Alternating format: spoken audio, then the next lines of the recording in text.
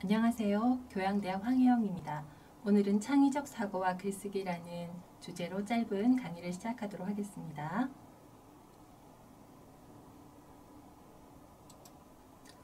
글쓰기 어떠세요? 어렵고 막막하죠? 왜 그럴까요? 사실 글쓰기가 어려운 것은 우리 교육의 방식의 원인이 큽니다. 우리 교육이 주입식 교육이고 또 정답이 하나뿐인 단수적인 생각을 하게 하는 교육입니다. 뿐만 아니라 결과 위주의 정답만 맞으면 되는 교육이기 때문에 우리가 글을 써보는 그런 기회가 없었던 거죠. 글쓰기는 내 생각을 써야 하는데 내 생각을 자유롭게 발전시키는 훈련이 부족했었습니다. 그리고 우리 사회에 커닝이 정말 만연한데요. 커닝은 왜 할까요? 커닝이 좋다는 것이 아니라 커닝을 하게 되는 것은 커닝을 할 수 있기 때문입니다. 왜냐하면 단답형 평가에 결과 위주의 교육이기 때문에 커닝을 자연스럽게 답을 보고 쓸 수 있는 거죠. 왜냐하면 답이 하나니까요. 하지만 대학에 와서 달라진 점은 뭐가 있나요? 리포트를 써야 되고 프레젠테이션을 해야 되고 자기소개서나 이력서, 서평, 논문 등 단답형 대신 길게 써야지 됩니다. 그런데 그동안 내가 내 생각을 쓰는 훈련을 별로 못 해봤기 때문에 막막하죠. 그래서 커닝은 이제 긁어오기, 퍼오기, 아니면 돈 주고 사오기 이런 방식으로 또 다른 글을 가져와서 내 글을 채우는 그런 우리 관습들로도 또 바뀌게 되었습니다. 사실 커닝과 표절은 교육과 사회 시스템의 문제인 점이 큽니다. 물론 우리가 커닝이나 표절을 하는 것이 당연하다는 것이 아니라 그런 사회 시스템의 문제들도 있었기 때문에 이런 문제들 속에서 우리의 태도를 한번 돌아보는 시간이 필요할 것 같습니다. 그런데요, 지금 말하려고 하는 우리 실제 글쓰기는 사실은 정답이 없습니다. 오늘날 사회에서 요구하는 능력이 계속해서 바뀌고 있는데요. 정리된 지식 대신 종합적인 문제 해결 능력을 요구하는 시대가 되었습니다.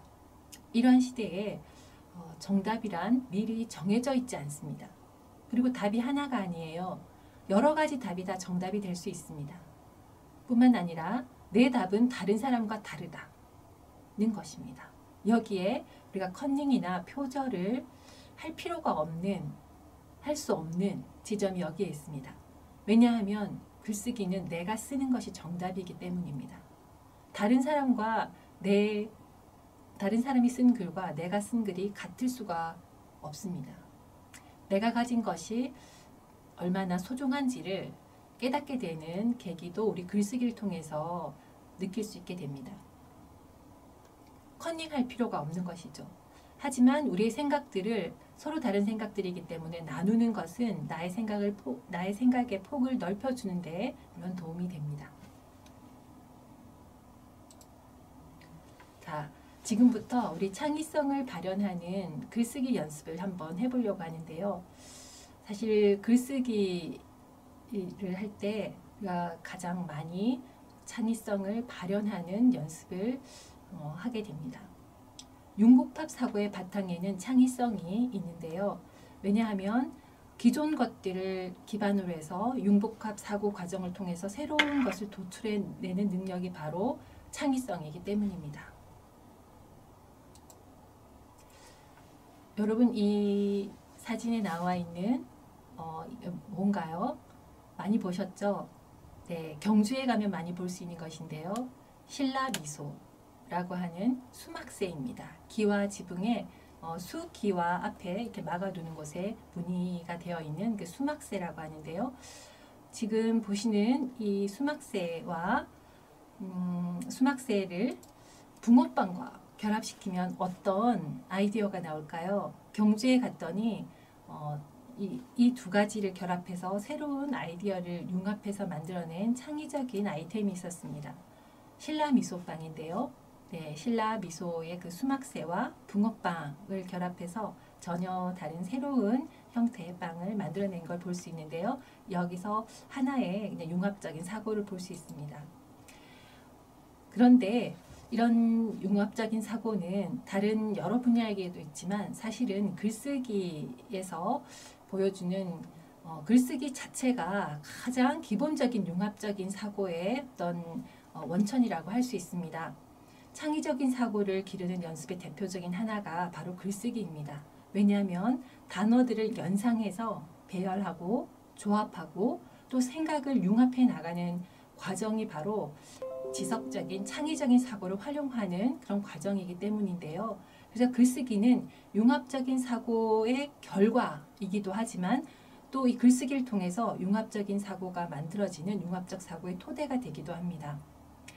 글쓰기 연습을 통해서 다양한 분야 텍스트를 읽고 종합적인 생각을 하고 또 글과 말로 표현하는 이런 것이 우리 대학 기초교양교육의 한 중심이 되는 것도 이 글쓰기 연습이 우리 창의성과 융합적인 사고를 발현하는 중요한 어떤 방법이 되기 때문입니다.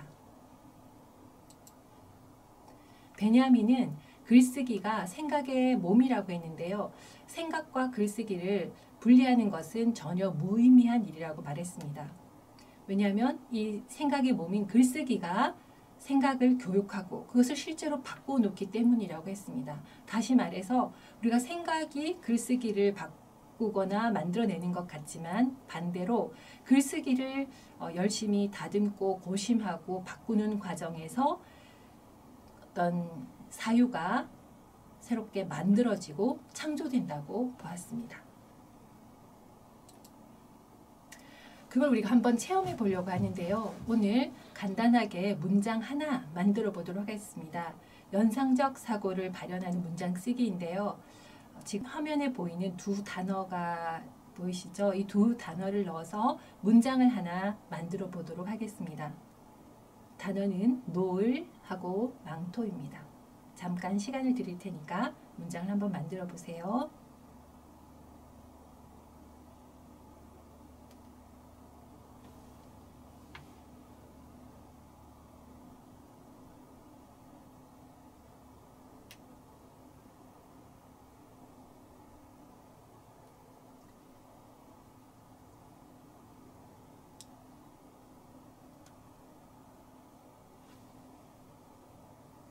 네, 문장을 만들어 보셨나요? 자, 어떤 문장을 만드셨어요? 예를 하나 보여드릴게요. 노을에 물든 하늘은 지구를 두르는 황금빛 망토가 되었다. 이런 문장이 하나 제시되었습니다. 혹시 이 수업을 들으면서 문장을 쓰신 친구 중에 똑같은 문장 쓴 친구 있으신가요? 아마도 똑같은 문장을 쓴 친구가 있기가 쉽지 않을 것 같아요. 만약 혹시 한 문장 정도는 어쩌다가 똑같은 문장을 쓰는 경우도 있을 수가 있겠죠. 하지만 이런 방식으로 두 개의 단어씩을 넣어서 똑같은 단어를 봤는데 그 똑같은 두 단어를 보고 문장을 만들었을 때 계속해서 똑같은 문장을 만드는 경우는 거의 제로에 가까운 그런 불가능한 확률입니다. 혹시 옆에 친구도 같이 이 문장을 만들어 본 친구가 있다면 한번 친구와 답을 서로 얘기해 볼까요? 그 친구의 답은 어떤가요? 나의 답도 얘기해주고 친구가 만든 문장도 한번 들어보기 바랍니다. 아마도 그 친구의 답은 내가 만든 답과 다를 것입니다. 정답은 하나가 아닌 거죠. 글쓰기에서. 그동안에 우리가 정답이 하나일 때는 다른 사람의 답을 볼 수가 있습니다. 그리고 다른 사람의 생각을 가져올 수도 있지만 진정한 글쓰기에서는 정답이 하나가 아니기 때문에 볼 수도 없고요. 나의 정답은 내 안에 있기 때문에 다른 사람의 글에서 내 답을 찾을 수가 없습니다. 정답은 미리 주어져 있는 것이 아니라 여러분이 이 두 단어를 보고 연상해서 만드는 과정에서 정답이 새롭게 창출되는 것입니다.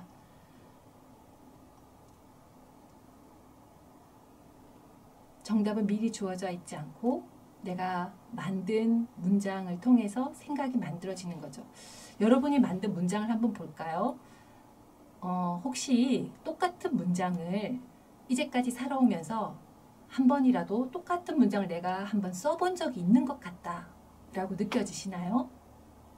사실 우리가 노을이란 단어도 전혀 모르는 단어가 아니고 망토라는 단어도 전혀 모르는 단어가 아닌데 평소에 쓸 수 있는 일반적인 평범한 단어인데 이 두 단어를 넣어서 문장을 하나 만드는 것만으로도 여러분이 만든 문장을 보시면 아마도 많은 경우 이제까지 한 번도 만들어 보지 않은 문장을 내가 써봤다 라고 느끼는 친구들이 많을 것 같습니다. 이 연습도 물론 한 번은 우연히 내가 이런 문장을 예전에 써봤을 수도 있지만 여러 차례 반복해 보다 보면 이런 과정을 거치다 보면 이런 문장은 정말 단순한 두 단어를 넣어서 문장을 만들었지만 내 삶에서 한 번도 써보지 않은 문장이구나 하는 것을 느끼게 되실 것입니다. 그만큼 우리가 문장을 하나를 만들 때 하나의 생각이, 하나의 이미지가 창조되는 것입니다. 그리고 하나의 문장에는 하나의 생각이 담겨 있는 것이죠.